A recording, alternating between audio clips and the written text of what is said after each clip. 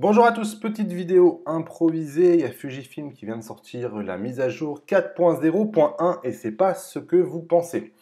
Donc, en fait, la mise à jour 4.0.1, en fait, c'est l'ancien firmware 3.0. C'est-à-dire que Fujifilm s'est aperçu qu'il y avait des bugs dans la mise à jour 4.0 et visiblement, c'est plus long à corriger que ce qu'ils imaginaient il y a quelques temps.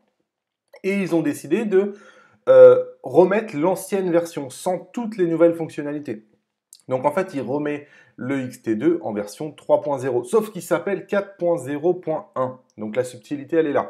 Vous devez l'installer uniquement si vous avez envie de revenir à l'ancien firmware. Alors, quels sont les problèmes découverts par Fujifilm? En tout cas, dans le communiqué de presse, ils sont au nombre de 3.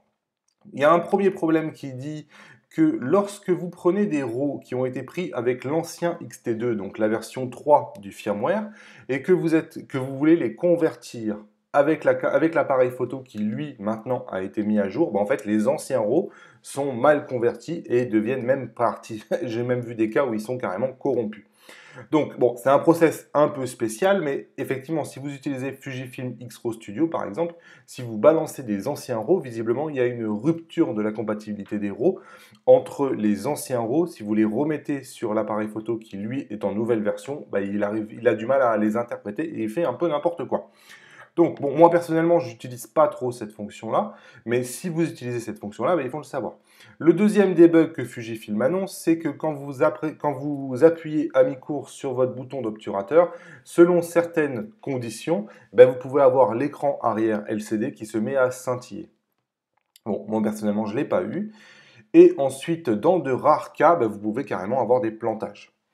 Bon, personnellement, j'ai été victime d'aucun des 3 cas, donc je ne pense pas installer ce 4.0.1 et je pense continuer à m'amuser avec les nouveautés. Mais sachez que si vous rencontrez un de ces 3 bugs et que ça vient vous gêner votre travail, on parle aussi d'un énorme bug qui toucherait les écrans externes. Je trouve un peu dommage que Fuji ne le mentionne pas ici. Mais c'est pareil, quand vous faites de la vidéo, si vous mettez un écran externe, vous pouvez complètement planter le truc et l'écran externe ne fonctionne plus. Donc Fuji dit que, évidemment, ils vont travailler là-dessus, mais ils disent surtout que le firmware 4.0.1, c'est surtout le firmware version 3.0, sans aucune des nouvelles fonctions. Et c'est bien marqué ici, hein.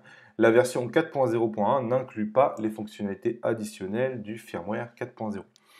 La deuxième information, c'est que Fujifilm décale la sortie de toutes les mises à jour à venir.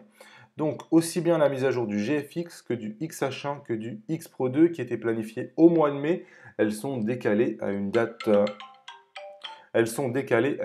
ultérieure. Voilà ce que j'avais à vous dire. Merci de m'avoir écouté et à bientôt sur la chaîne.